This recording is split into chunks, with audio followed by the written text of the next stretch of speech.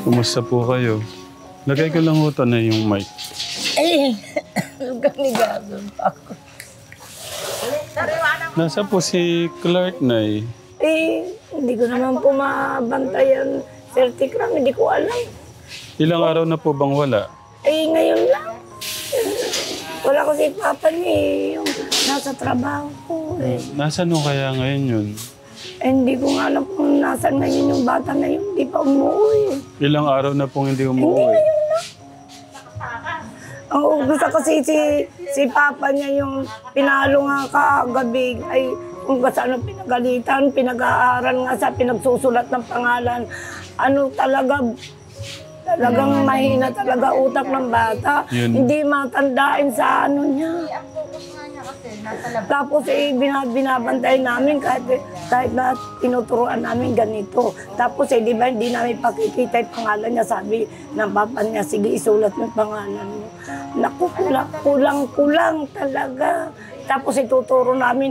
Tapos di ba pag hindi na namin tinitingnan, nakatulala yan kung ano-ano gano'n.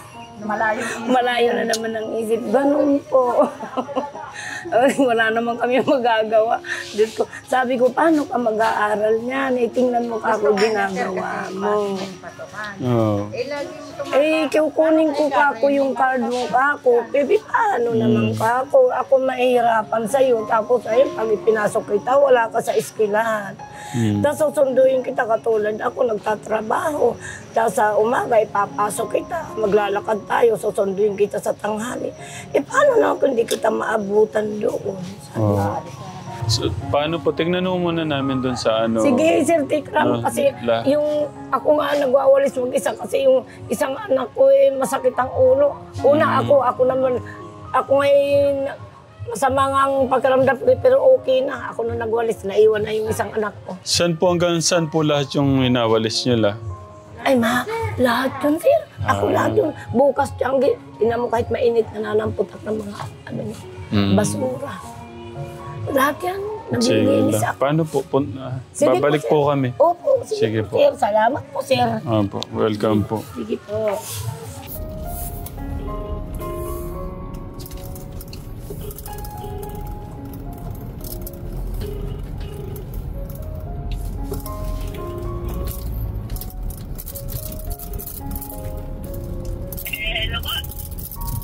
Magandang tanghali po. Pwede ko kay Tatay Jimboy? Ay, pumasok na po. Hindi namin makita si Clark eh.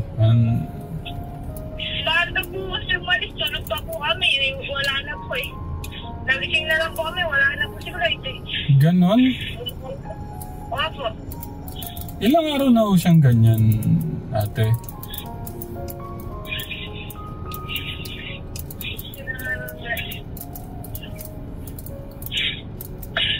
Ano po, 5 po ata eh. 5 days na siyang ganyan. Madaling araw po, talagang 5 days na wala ho dyan. Hindi po, ano po, madaling araw po maalis. Umuwi naman po yan, marunong na po umuwi. Saan ho kaya sa tingin niyo nasan po siya, ate? Hindi ko po alam eh.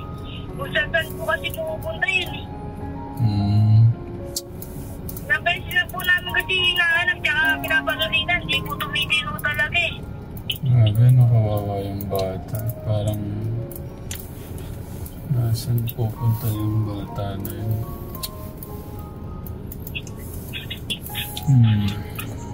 Nanak naman po siya ng tatay niya kanina. Nalaman po ito po kayo. Eh hindi po nakita. Kaya po pumasok po ulit sa trabaho.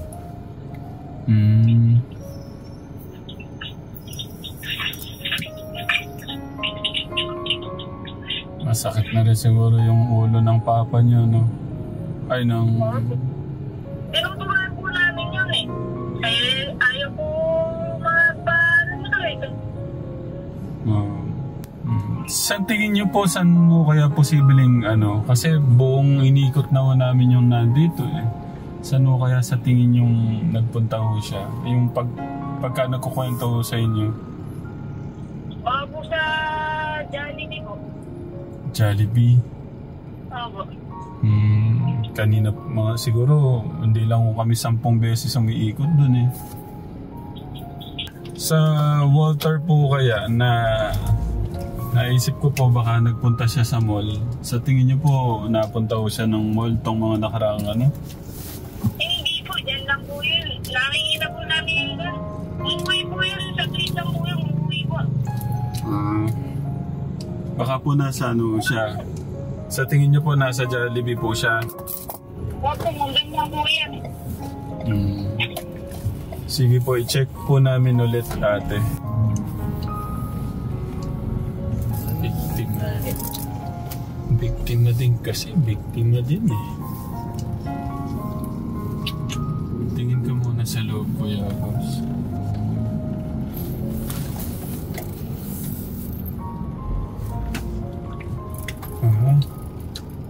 Matraffic. Tingnan mo muna sa loob.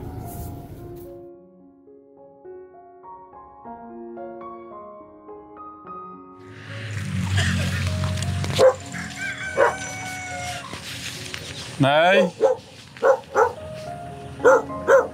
Lola! Lola!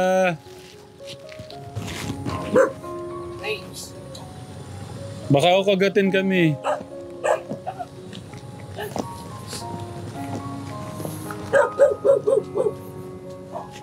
Bali, ito po yung ating pangalawang araw katekram sa paghahanap po kay Kuya Clark. Hindi ko namin mahanap na eh.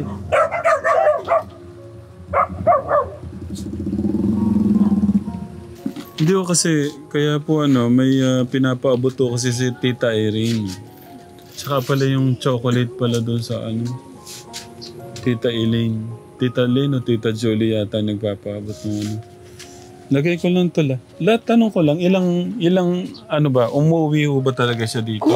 Anong oras ho siya umuwi? Minsan ano na, hapon na.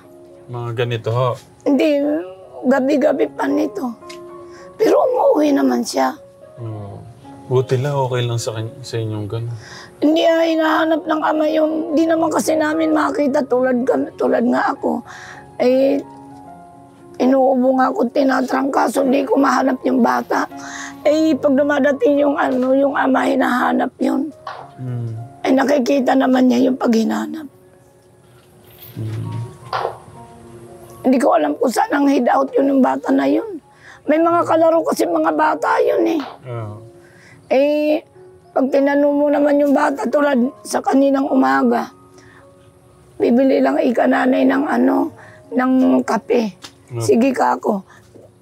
Umuwi naman, bumiling kape. Kakain lang, kay Nanay Remy. Yung kakain nun, hindi ko na alam kung saan napunta yun. Ano po siya? Kuya Kaso, anong oras po siya umalis kanina? Hindi kaninang umaga. Upo kayo lang. Bumili po ng pagkain yun. Bumili siya ng pagkain. Tapos bumalik naman. Tapos bumalik sa kay Remy. Kakain daw lang siya. Kami naman ay pumapayag naman kami pag sinasabi niyang kakain siya. At alam ko naman din na babalik. Eh, hindi ko na alam kung bumalik yung kasi nga nagwalis lang sa palengke. Tapos ngayong tanghali nung umuwi ako, wala dito kasi. Eh, grabe na. Anong nangyayari sa mundo lano? Eh, kami naman yung bata na yan, pag pinagsasabihan mo naman, hindi tatagal dito. Kahit niya, bigyan mo ng ano yan, sasabihin mag-aaral ka, hindi tatagal. Mano yung bata eh, layas. Hindi niyo na ho alam kung ano yung mga pinagagagawa nung bata? Hindi na, naglalaro lang daw yan, sabi ng mga bata, kasi minsan tinanong namin din eh, sa may Jollibee, yan sa likod, kasi may mga bata rin eh. Naglalaro siya. Si Clark ba nakita nyo? Nandito po kasi na kanina nanay, naglalaro po kami. Isang kaya gumawi. Eh sabi niya, uuwi siya. Nung unang araw po namin nahanap, talagang halos sinikot namin lahat po ng kalye. Andito lang daw siya. Sinabi namin, nahanap ka ni Tatay Tikram mo. Nasaan ka ba? Nandito daw lang siya sa Jollibee, sa likuran. Wala po. Inikot-ikot Eh, may mga bata kasi dyan eh. Maraming may mga anak dyan kasi. Di ko alam kung saan dyan, kung saan mga nangungupahan yung ibang mga bata. Nandoon minsan siya nakikipaglaro. Sinigurado na ho namin siguro hindi lang 10 times na inikot namin yung Ano, pag anong-ganon ho kami. Pati ho doon Hindi nga nyo makikita yun kasi hindi naman sila nasa kalsada naglalaro. Nasa looban ng... Nag-ano kami, drive-thru. Nasa ano sila, nasa gate. Nakagate kasi sila. Yung iba kasi na mga kalaro niya nasa loob ng bahay. Mga nakagate kasi yun. Nakagito? Oo. Di ba may nakita ka din na ano na may gate din. Di ba may bilyan ng motor dyan? May gate dyan, may mga kalaro yan dyan. Tapos di ba may kalsadang pa ganyan? Di ba di diretso ka doon sa palengke, iikot ka ng ganyan, may diretsong daanan na ganyan na parang eskinita. Doon siya minsan naglalaro. Naikot ba tayo doon, Kuya Bas? Kaya yung bata na yan, kahit na hindi hanapin, umuwi naman sa hapon. Yeah. Minsan ang tatay na niya naghahanap, hanapin ko nga kasi Clark muna. Saan na naman ba ka napunta yun? Eh, hindi baka ako umuwi. Nahanapin naman ng tatay. Yung galit na galit ng tatay niya eh. Ikaw ba gabi na, di ka pa umuwi, gusto mo pa hinahanap ka. Yeah. Sana yung umuwi ka na. Wala akong takot yung bata na sa niya, no? Kahit na, hindi ko naman din na bugbugin yun kasi nga mahirap naman balugbugin yun. Maano talaga. Pero mabait siya, di sasagot yan kahit napagalitan yan, iiyak lang. Yeah. Hindi siya pala sagot. Pero pag pinagagalitan, nakaduko lang yun, hindi sasagot. Sabi ko, inaanap ka ni Tatay Tikram mo. Sabi ni Tatay Tikram mo, mayroon daw bibigay si Tita Irene mo. Hindi ko pa alam. Ano? Maniwala naman sa'yo ka, nanay. Oo nga. Hindi ako sa'yo naniniwala. Di na pupunta dito si Tatay Tikram. Sabi po niya. Ba't niya ho nasabi yung gano'n? Sabi ko, nagpuntang ang kulit mo. Sa tagal siguro nung paghihintay niya, no? Yung pagkain ho nadala ho namin no, nasira lang po. Nakalimutan ko naman pong ibaba na dito. Kasi nag-ikuto kami nung katekram eh. Inaana po namin siya. Tapos napunta na ho kami ng Walter Mark. Kasi naisip po namin, baka po siya, nakwento niya. Hindi na siya pumupunta doon. Sinabihan ko, wag kang pupunta doon. At baka madampot ka ako nang di katulad sa natin na kakilala, isakay ka na lang. Dito na lang siya. Ang alam ko lang dito, hindi lang sa likuran yan, di lumalayo. Nakwento lang po niya no, na sumasakay siya ng jeep, tapos bababaw siya sa Walter Robinson. Kaya naisipan ho namin bumalik ko sa Gapan Katekram. Laging gabi na siya nauwi. Gabi, umuwi. Gabi na talaga umuwi. Pero kung ang tatay niya tuwing linggo, hindi yan umalis kasi nababantayan talaga ng husto siya. Pero pag ang tatay niya, tulad na yun, Lunes, yun, nakakawala yun kasi walang bantayan doon kami sa palengke. Wala naman din mag-ano sa kanya dahil yung bunso ko kasama ko rin sa pagwawali sa palengke. Yung isa naman sa slaughter yun, yung isa kasama ni Kuya Joel niya. Hindi namin mahagilap. Pero kumusta po si Tatay Jimboy ngayon? Ayos naman. Lalang pampayat ng anak ko. Pero okay lang yun, basta wag lang magkakasakit. Sana pinayagan niya na ng siyala na doon sila ni Clark eh. At least si Clark na na sa pag-aaral niya talaga. Yung anak ko din naman hindi kami iiwanan kasi may mga bata na babae. Kung ako lang okay lang, kahit sa palengke lang. May mga kapatid kasi siyang babae. Pag iniwanan dito, tulad yan din may mga nangungupan mga lalaki din Minsan nagiinuman dyan. Buti nga kami may mga aso Di sila makalapit dito Minsan nagiinuman yan dyan. O sa may ano na yan dyan. Kaya hindi po pwedeng iwanan talaga. Minsan mga lasing na nga yan. Minsan mga nagwawala pa yan din sa gabi. Di ba pagka oras na ng swelduan sa construction, siya nagiinuman yan sa labas.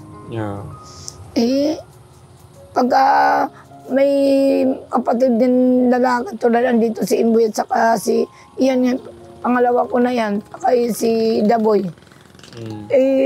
Andyan yan, nakaupo yung dalawa kong anak din kasi minsan mga lasing eh.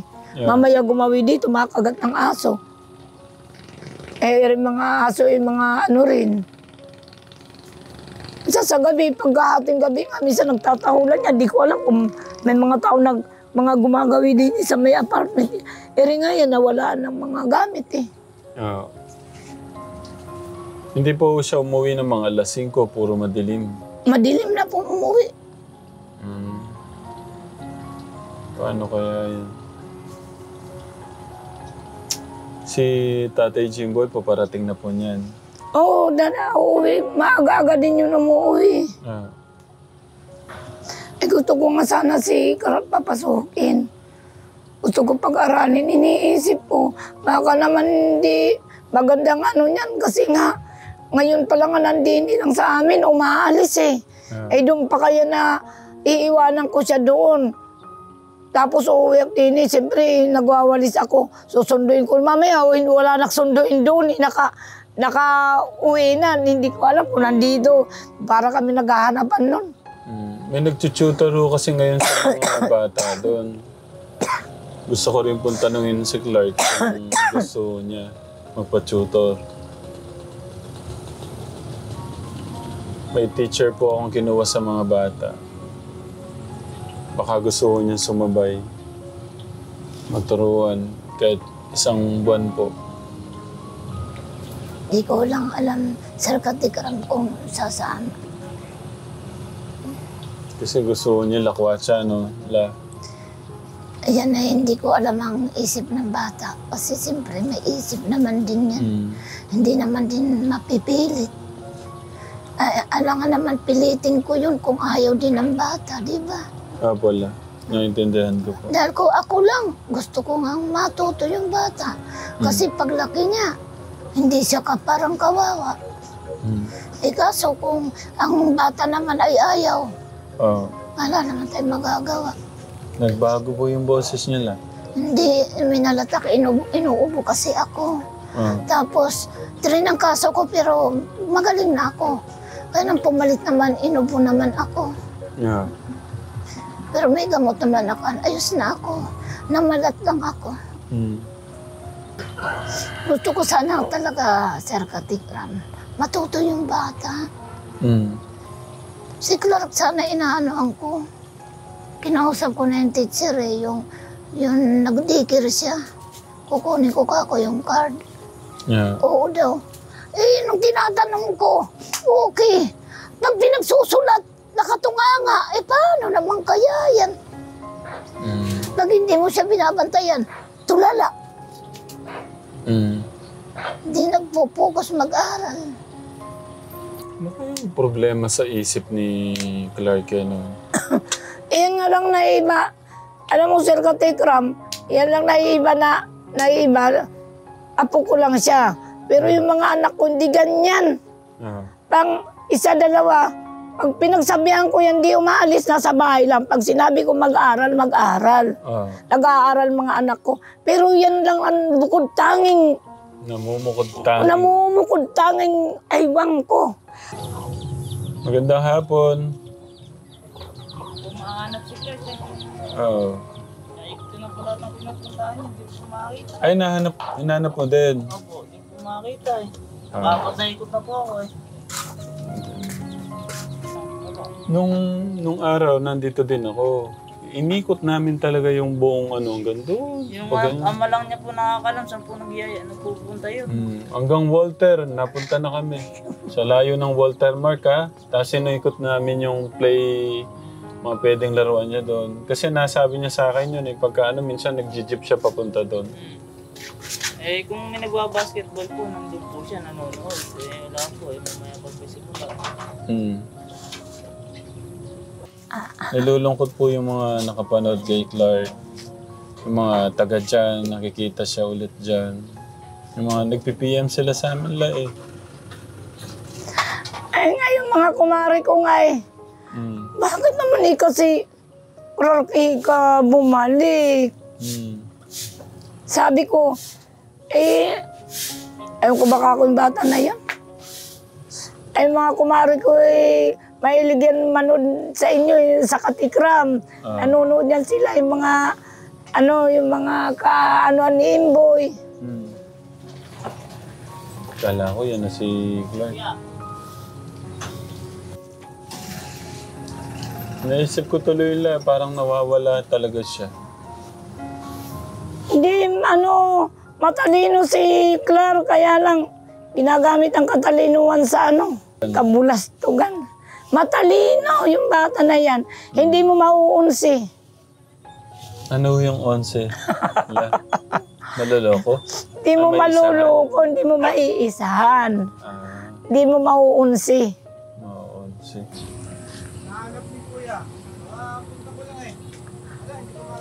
Nakita mo si kuya mo? Ayun. Kanina pa nila hinahanap niyan Katekram. Parang ako lang nung isang araw. Pero kung ako, Sir Katikram, anak ko lang. Kasi sa akin yung mga anak ko takot. Bubugbugin ko talaga yun. Pagugulungin ko talaga pa uwi. Kasi hindi ko anak yun. Apo ko lang. Siyempre, pag binugbog mo naman yun, may masasaktan, di ba? Pwede sa puwet. Di, ibig nga sabihin, Sir Katikram, kahit nasa puwet, kahit nasa paa, ganun, wag lang sa katawan. Pero may magagalit. Di ba? Opo. Kung makita, tulad din may nakapagsumbong. Yung nanay na balita na binugbog ko yung bata. Kaya pala ganun, di ba? Mahirap kasi. Di naman kasi nakikita din ng nanay. Kaya ayoko din. Gusto, mamalo man ako. Tama na, makasya akong palo. Tama na, kung ayaw man makinig, wala na akong magagawa. Pero kung akin lang anak, bakit naman mga anak ko niyan, mga supil naman? Pag sinabing huwag niyong gagawin, hindi gagawin talaga. Pag sinabi ko sa kanilang mag-aaral, mag-aaral. Saka masisipag yung mga anak ko na yan. Wala na hindi masipag. Kahit ako ganito, Sir Katikram, pag nakikita nila, kumbaga sa nung tatrabaho, tinutulungan nila ako. Kalma lang din naman. Ako may mga gusto lang din po sabihin sa kanya. Tapos may offer din po ako baka kasakali kasing gusto niyang masama doon sa mga pinapatutor ko. Tapos yung pinapasabi din po ni Tita Irene sa kanya. Kung baka sa tingin ko baka gabihin si Tatay Jimboy. Oo. Okay lang mo ba na tawagan ako pagka kung kailan mo kami pwede magpunta na nandyan siya? Ni kailan ba ang punta niyo uli dito para hindi siya makaalis? Hindi po, kahit anong Bukas, katulad, bukas, pwede naman hindi na siya makaalis yan Pababantayan ko yan. Pero may araw naman siya na hindi umaalis. Pagka talagang walang tao dito yan, talagang tatakas. Di kaya po pwede na nga lang sa linggo na lang para ba ninyo din ang tatay. Kasi nga ang tatay wala naman trabaho sa linggo. Oo, para maabutan din ninyo ang tatay tsaka yung anak, di ba? O linggo na lang. Paano la? Sige. Linggo na lang. Oo, sige. Para hindi na lang tayo, may mga kasama. Sige. Salamat na. Pasensya na po kayo. Sige po. Kay Tita Irene, wag ko kayong mag-alala. Babalik na lang po ako sa linggo para din sa inyong pinapaabot kay Clark. Ako may mga gusto rin po kasi sabihin sa bata. Baka kahit paano baka makapagbigay ng sa kanya yun na pero ang dami ko ng mga pangaral at mga sa kanya, paalala. Baka sakaling mga sasabihin natin sa Sunday. Sunday la. Oo nga. Ay, oo nga. Ba't may simba? Oo. Baka pwedeng Sabado. O kaya tawagan ko si Tatay Jimboy mamaya. Hindi po pwede kayo magpunta dito Sabado. Mas ano pa ni Rick, mga ganitong oras kayo dadating kasi para Hapon na po. maabutan din ninyo yung tatay at mahanap na yung bata at hindi na makaalis sa Sabado. No, gabi din la. Sige la, patawagan ko na lang si Tatay Jimboy. Tawagan mo na lang si Imboy sa... At, ano naman eh, nahawak naman niya yung cellphone sa gabi yan eh. Sige la. Sige. Thank you la. Sige. Po. Paalam lang po. Ingat kayo. Kuya, ano muna kami? Baka kasi gabayin sila eh. Kasi may mga kasama po ako, no? Ate, thank you ate ha. Pagbalik na lang. Kasi pasensya na sa pangungulit. Kasi hindi lang ako, pati si Tita Erin, mga din, may mga concern din, no? Pagbalik na lang. Bye ate. Okay kami na.